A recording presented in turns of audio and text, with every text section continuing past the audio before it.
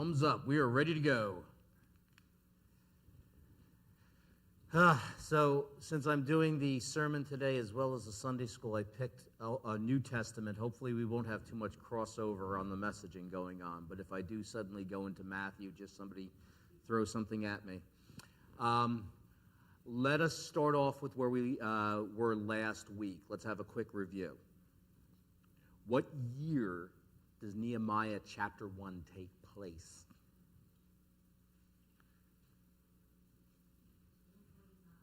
What was it? 445 BC. This is 13 years after the book of Ezra, right? So we're able to see this because it tells us it's the 20th year of King Artaxerxes, and we know from other historical records when King Artaxerxes began his reign, and so we're able to figure that out. How does Nehemiah find out that things are not well in Jerusalem? Yeah, his friend, right? He has his buddy come in, and he says, hey, how are things going? He goes, not so well. So what's the first thing that Nehemiah does when he hears that things are going very poorly in Jerusalem? He weeps. Excellent. And after he weeps, he prays.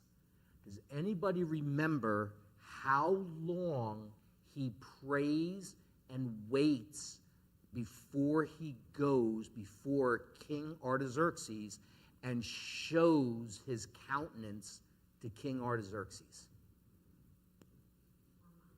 Very good. It's been about 4 months of him really, think about this just for a moment. This is a major thing. Does anybody remember what his role is in King Artaxerxes' kingdom?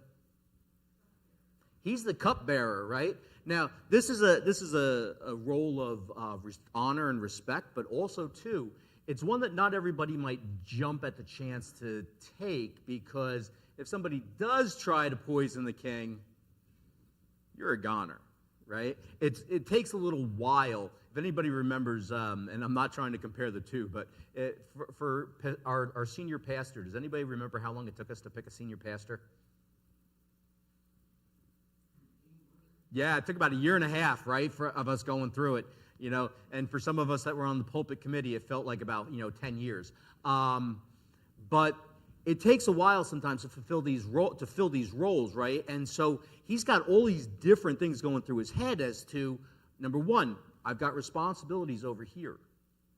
How do I get the king to allow me to go? Who's going to cover me while I'm gone, right? And I have to tell you, like, for myself, I have a really bad habit of trying to use my own intelligence to try to manipulate a situation, and so I'm creating all these awesome plans, and oftentimes I spend more time planning things out than actually going to the prayer room and praying to God about how he's going to work it out, because Nehemiah spends 4 months not planning but praying, and finally he lets his countenance show, and what winds up happening?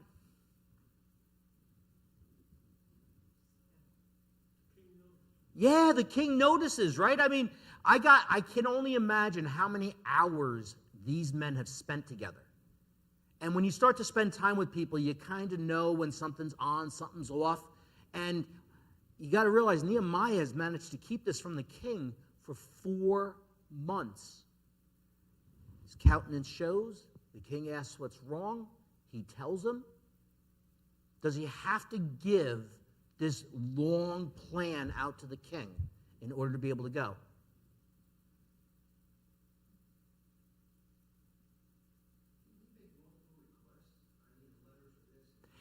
He does, but that's only after the king basically goes, well, hey, listen, how long you need? Give me a return date, and then get yourself going, right? There was not this huge plan, though, of trying to convince the king. His plan was the prayer closet, right? And I think that we can really kind of marinate on that for just a moment, on just how important prayer can be, that when you are praying to God for something that is God's will, God will make it happen. And so the king says, yeah, of course you're going to go. When are you coming back? And so he gives him a date. We don't know exactly what the date was, just says that he gives him a date. And then you're absolutely right. He says, oh, by the way, before I go, can I get a letter? I need that letter of recommendation because I'm going through some dangerous areas, right? And then what else does he ask for? Supplies, right? We're building up a wall around an entire city. This is going to be costly. I need some supplies, right? And so he gets that. There's one other thing that he gets, by the way. This is a little different from Ezra. Well, he definitely gets good. He gets supplies for his own house, right? He's very smart about that because however long he was getting from the king, he goes, man, I'm going to need a place to rest my head, right? So he goes, my house too, right? There's one other thing. What's that? Yes. If we remember, Ezra was actually embarrassed to ask the king because he was talking up about how God is going to do all these things. So Ezra doesn't ask for protection. Nehemiah does ask for protection. Is one right and the other wrong? No, just two different situations. And, you know, if you go back to Prince Caspian, I love the way that C.S. Lewis kind of lays it out. You know, it never happens the same way twice. It's kind of like that concept is that, hey, you know, one is not better than the other. It's just that each were moved by God to work a certain way. And so Nehemiah gets his escort. Now, last question. Who are the people who are going to cause trouble for Nehemiah? Sanballat and Tobiah and Geshem. Got to remember the Arab. Geshem the Arab. Okay, so we got three major players who are causing trouble for Nehemiah. So, let us turn to Nehemiah chapter 3 and do some reading.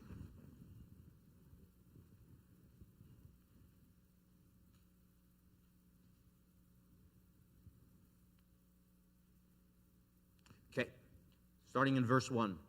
Eliashib the high priest and his fellow priests began rebuilding the sheep gate. They dedicated it and installed its doors.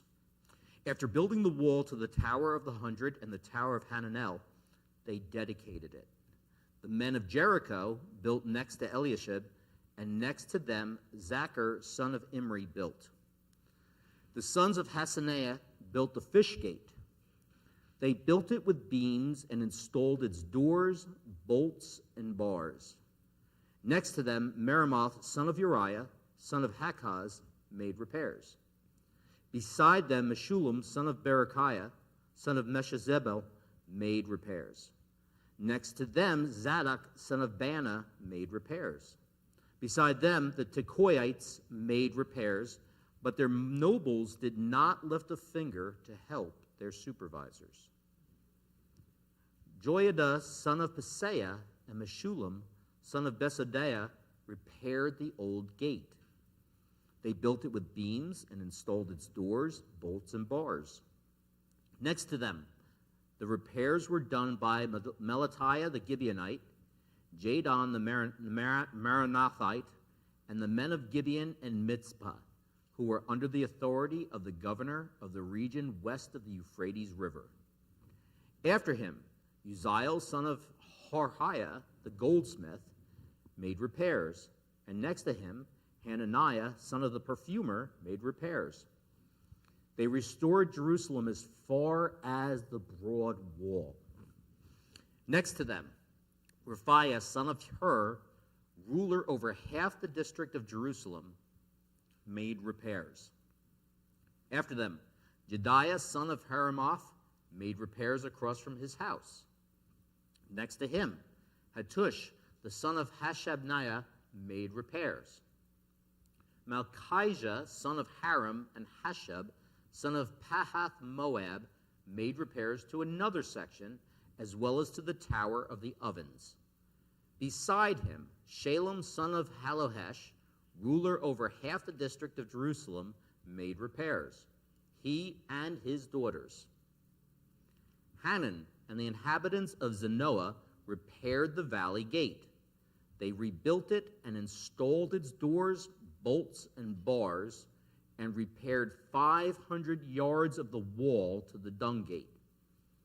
Malchijah, son of Rechab, ruler over the district of Beth-Hakerem, repaired the dung gate. He rebuilt it and installed its doors, bolts, and bars. Shalon, son of Kol-Hoseh, ruler over the district of Mizpah, repaired the fountain gate. He rebuilt it and roofed it. Then he installed its doors, bolts, and bars. He also made repairs to the wall of the pool of Shelah near the king's garden, as far as the stairs that descend from the city of David. After him, Nehemiah, son of Azbuk, ruler over half the district of Bethshezer, made repairs up to a point opposite the tombs of David, as far as the artificial pool in the house of warriors. Next to him, the Levites made repairs under Rahum, son of Bani. Beside him, Hashabiah, ruler over half the district of Keilah, made repairs for his district.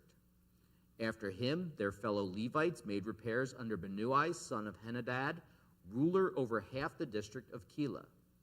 Next to him, Ezer, son of Jeshua, ruler of Mizpah, made repairs to another section opposite the ascent to the armory at the angle. After him, Baruch, son of Zabai, diligently repaired another section from the angle to the door of the house of Eliashib the high priest. Beside him, Meremoth, son of Uriah, son of Hakaz, made repairs to another section from the door of Eliashib's house to the end of his house.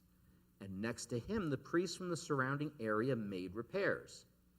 After them, Benjamin and Hashab made repairs opposite their house. Beside them, Azariah, son of Messiah, son of Ananiah, made repairs beside his house. After him, Binnui, son of Henadad, made repairs to another section, from the house of Azariah to the angle and the corner.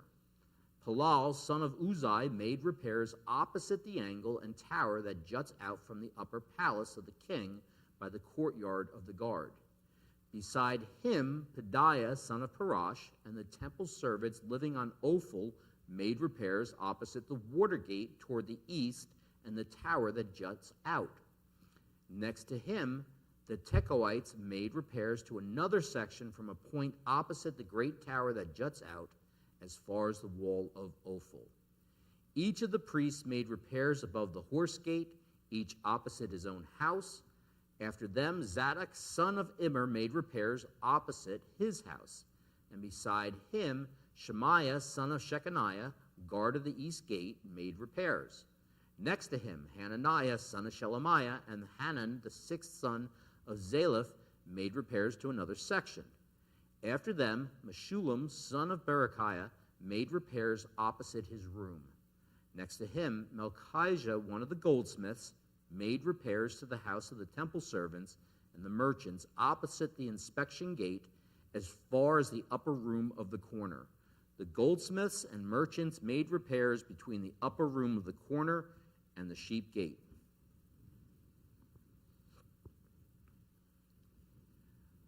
Kind of reads like an annual church membership meeting. What's the first things that jump out at you?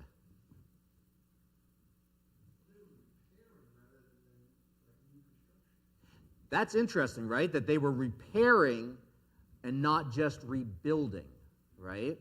And so we start to get this idea that there are some areas that maybe don't need to be completely redone. They just need to be built back up, right? As opposed to some other areas. So good, that's a good take.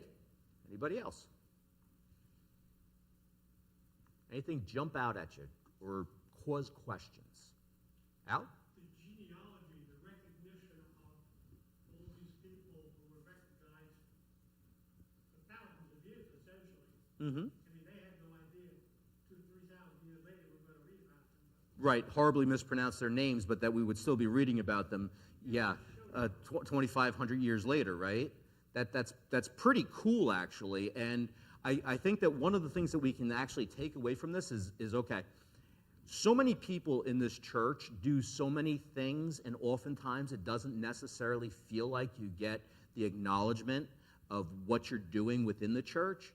But I have to say that I do believe that when it talks about the Bema Seat judgment, and we're looking at all the things we've done and not done, I really have this feeling like all of our good works, things that God has driven us to do, has empowered us to do, but maybe didn't get the recognition of man, is the things that you're gonna get a list read like this, and it's gonna be, and then Eric did this, and then Eric did that, and you're like, oh wow, it was noticed. That's so cool. And you actually get your Heavenly Father's recognition, even if you're not gonna have somebody 2,500 years from now reading inside church that you helped to change the light bulbs in the sanctuary. It's kind of a neat feeling, isn't it?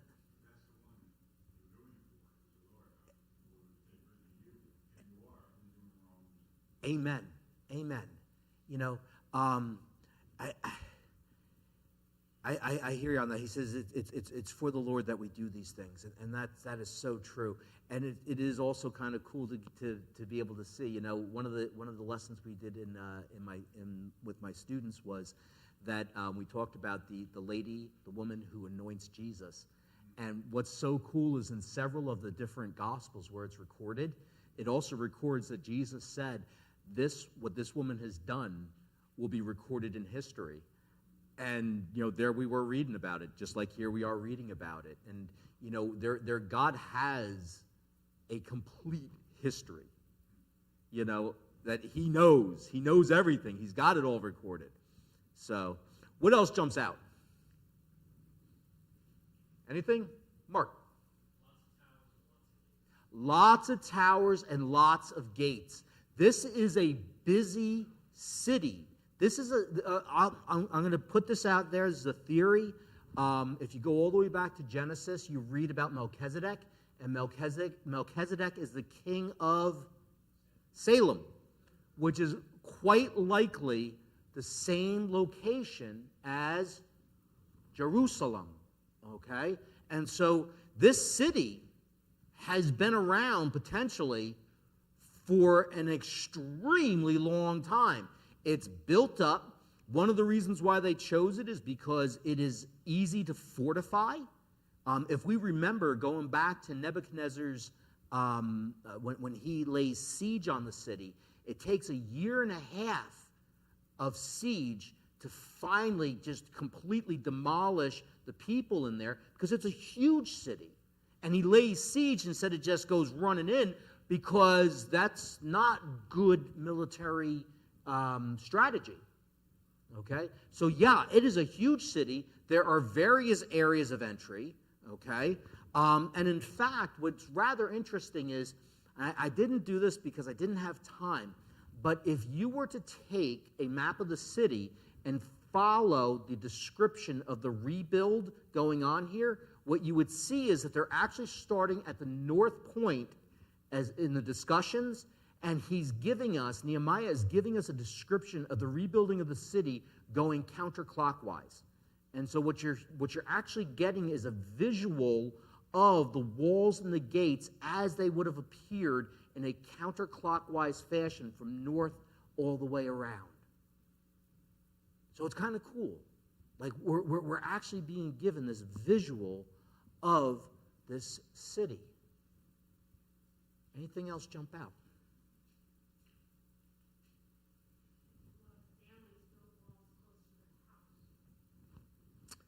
A lot of families are building the wall close to their house.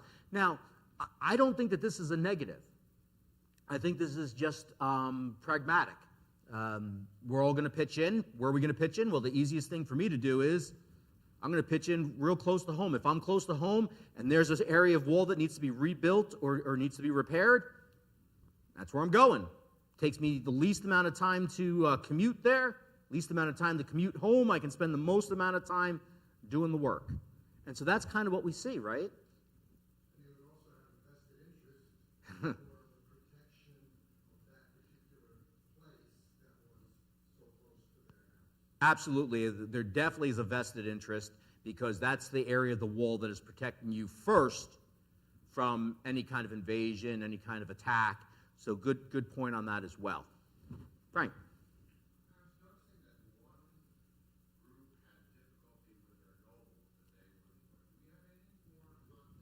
Yeah, so that was the Tekoites, right? The Tekoites are out there doing the work, but it says that their leaders were kind of like, yeah, we're not doing that. And it seems that they're they're a group that's outside of the city, so they're actually recruiting people that, okay, if you understand the way that this ancient 5th century BC feudal system would have worked, so Jerusalem didn't just protect within the walls of Jerusalem. It would also protect outlying areas as well. And so you might not be within the walls of Jerusalem, but you want Jerusalem to be fortified because if there's an incoming army, you gather your stuff up, you run inside Jerusalem, and you're protected. And so you want to protect Jerusalem as well. And that means getting a wall built, get the wall built. And so what we see is this group, the Tekoites, are actually outside of Jerusalem. The people are recognizing that, man, this is good for us. We're going to build this wall. But the nobles of Tekoa, they don't really want to pay homage to Nehemiah. They don't want to kind of put themselves under his authority. And so it's very interesting, isn't it? Yeah. So we do find out a little bit about them. So let's see. There's a couple of questions I came up with. You guys have actually already kind of hit on some of them for this chapter. In the very beginning of the chapter, why do you think that the priests are rebuilding the sheep gate? Very good. That would be where the sacrifices are coming in. So just like we said that the people it seems like very frequently the people are kind of stepping outside their door and going, yep, I'm going to do this wall because this is where my home is. The priests are saying, listen, we need to build up and fortify where all the sacrifices are coming in because, first of all, that protects the ability to do sacrifice. And then if you want to go on a very human mindset, that's also job security. Okay? So, yeah, that's why we believe that the sheep gate would be where a lot of the sacrifices will be coming through. You actually brought this one up, my friend. It says, why do you think that sometimes it says rebuilt and sometimes it says repaired? And so I think we kind of answered this. It would seem that certain areas of Jerusalem's wall were in worse condition than other areas.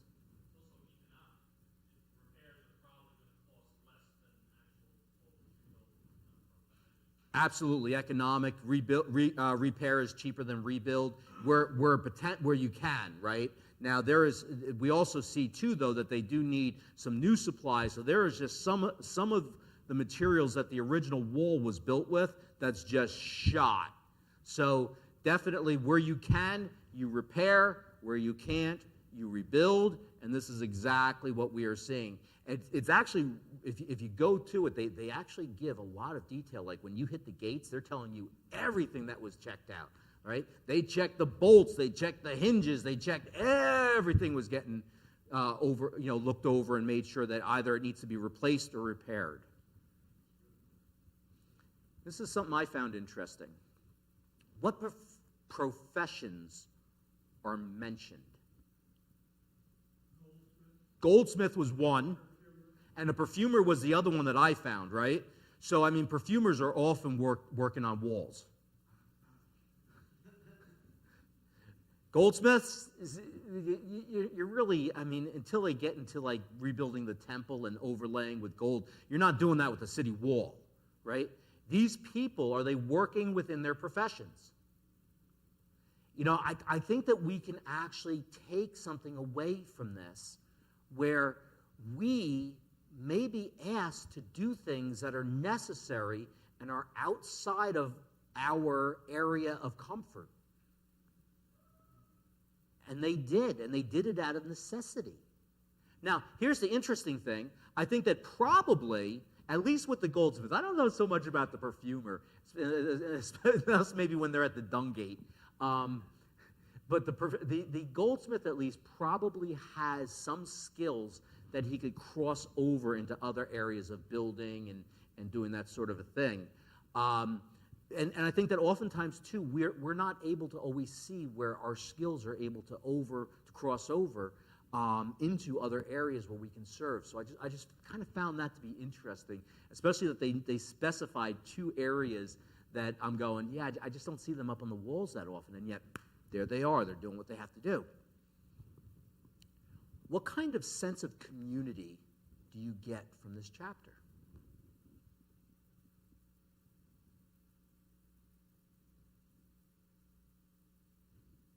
Very substantial community, because they were working when they got together, they're joining pieces and they're working side by side with all the rest of them.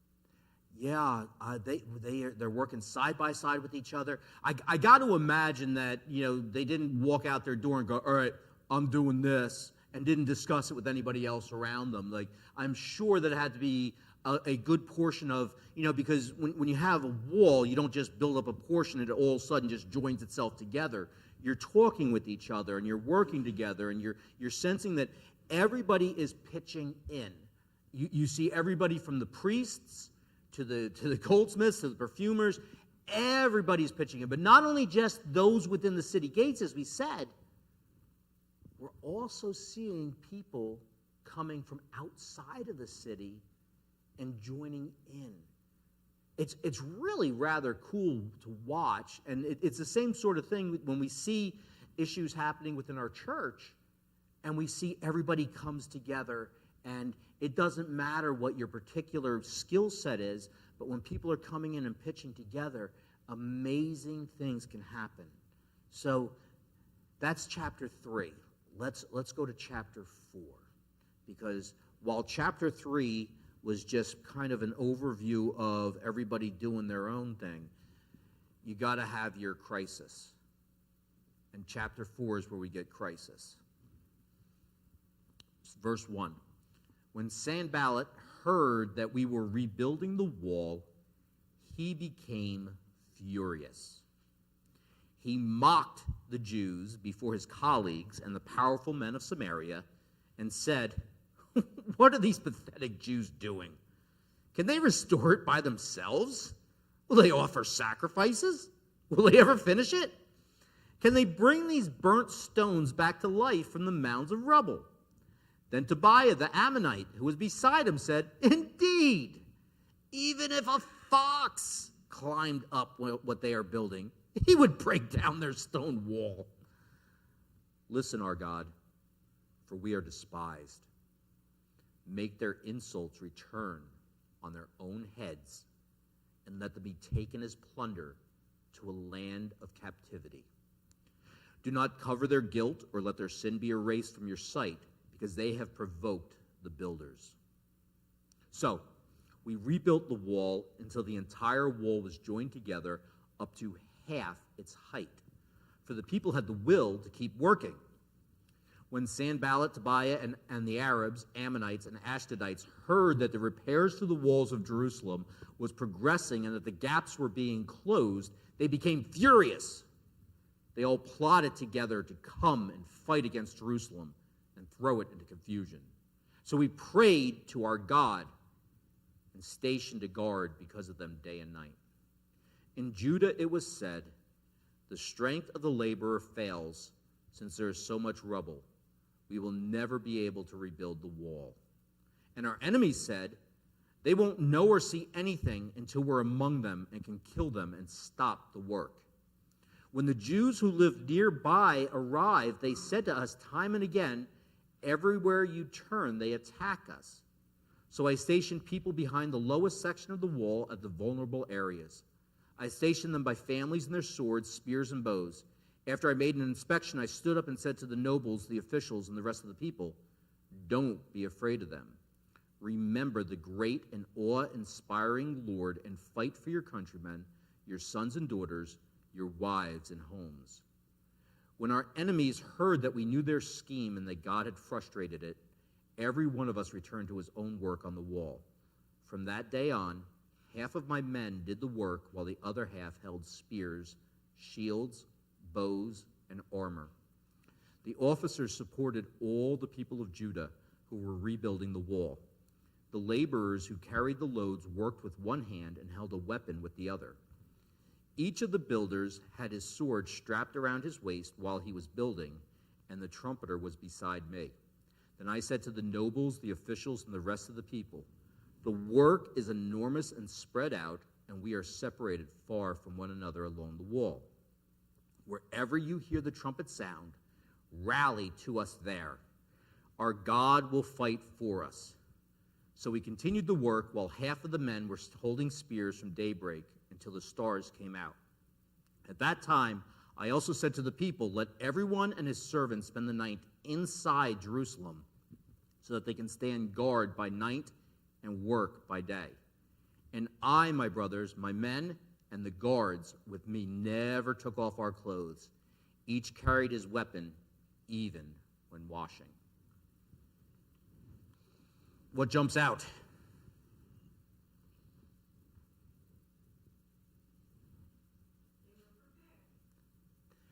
They were prepared, right?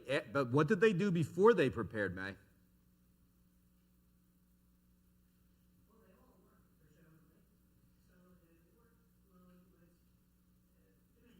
Okay. So they were prepared for all of these attacks by Sanballat, Tobiah, and Geshem, right? But prior to being prepared for these attacks, what did they do? They prayed, right? How many times in this book do we see the people going to prayer? First and foremost. Now, what's always cool is that not only do they pray, as if it all depends on God, because it does, they also prepare as if it depends on them, because it does.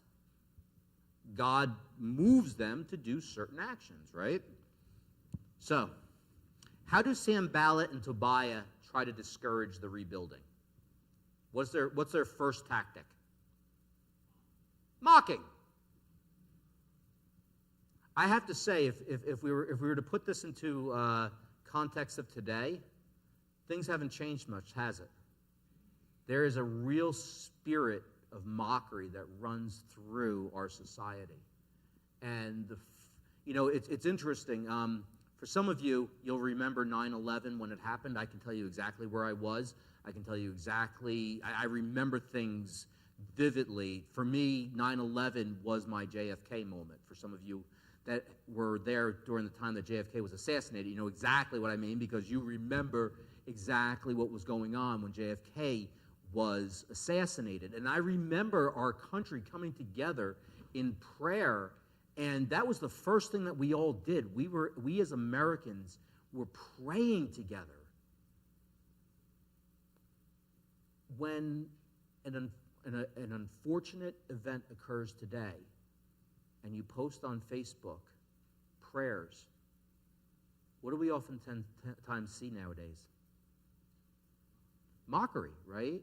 Keep your prayers. Do something about it. Pass the proper laws, and it always becomes a moment of mockery and politics rather than coming together and praying.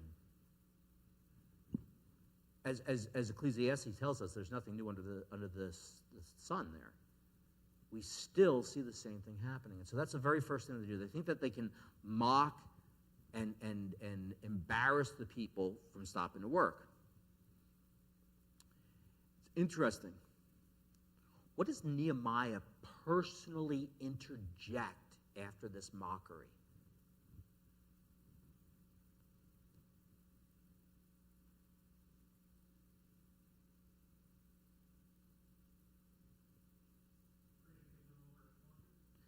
Yes, he prays. Actually, if we put this in perspective, right? He prays that these people will experience the very same things that the Jews experienced in being pulled out of Jerusalem into Babylon. He goes, "Oh yeah, you want to mock us, God? Why don't you let them experience a little bit of what we've experienced? Give them a taste. Maybe they'll develop a little bit of empathy. Let them be plundered. Let them be taken to a foreign land. Let them feel what it feels like when you have to come back to your home only to find it completely devastated."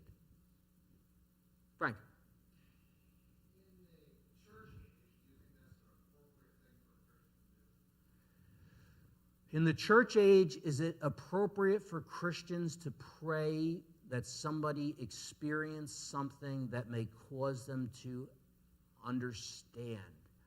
Okay, so when we go in the Psalms, we actually see some areas of the Psalms called Imprecatory Psalms. Okay, this is where you get the, dash their little ones against the rocks, and people go, ah!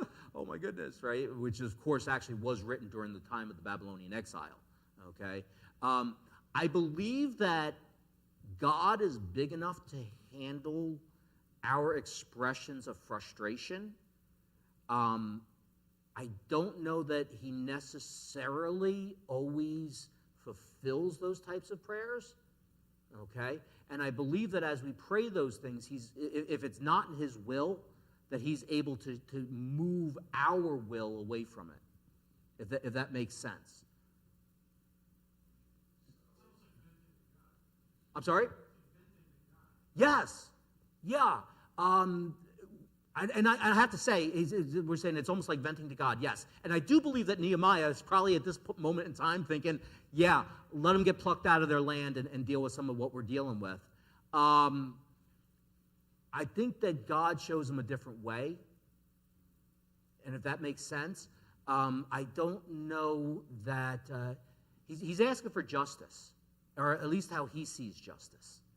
And God is a just God, but sometimes the way we see justice is not the way he sees it. And so in that, when we are honest with God about the way we feel about things, I think that he is able to change our perspective rather than us changing his plan, if that makes sense. Okay, after the mockery, what level of success do the builders have? How far up do they get the wall?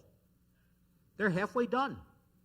They're kind of chugging along. It says that all the gaps are filled in now. They're all, like we said, working together. Hey, man, you're right next to me. If you do this and I do this, this all kind of creates one wall. They get this whole thing going. They're about halfway up. I have to say, sometimes God will use, rather than give the Sanballats in our life exactly what they deserve, he allows their mockery to be used in our lives almost as rocket fuel. I don't know if you guys have ever had somebody tell you that you can't do something, and you're like, oh yeah? Watch me. Okay? But I kind of get the feeling that in many ways, what Sanballat and the other guys were trying to use for evil, God is allowing to be used for good. I read that somewhere. That would be in Genesis with Joseph. Okay? So I believe that God is using it for good because they're hearing us mockery and they're like, oh yeah, you're going to mock us? We're going to show you what we can do. Oh yeah, a fox knocking it down? Let me show you what kind of a wall I can build. So what begins to formulate among the enemies of the Jews?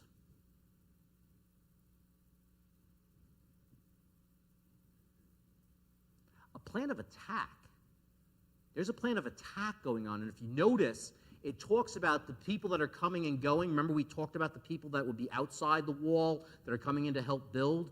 Well, they're trying to pick these people off.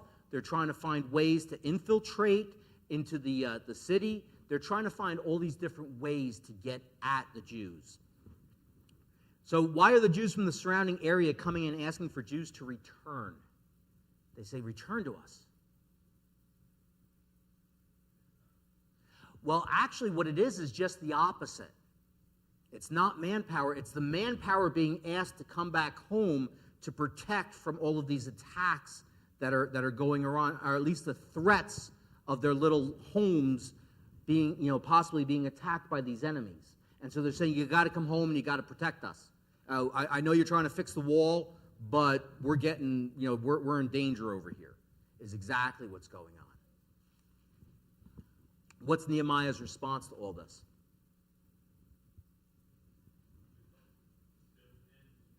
Build and protect, right? Half the crew is going to build, half the crew is going to protect. You're standing arm in arm.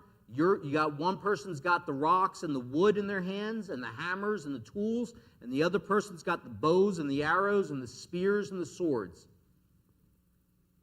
And by the way, those that are coming into the city to work and then going home at night, stay within the city. We're going to need to protect. We need to fortify while this building is going on. So who overcame the plans of the enemies of the Jews?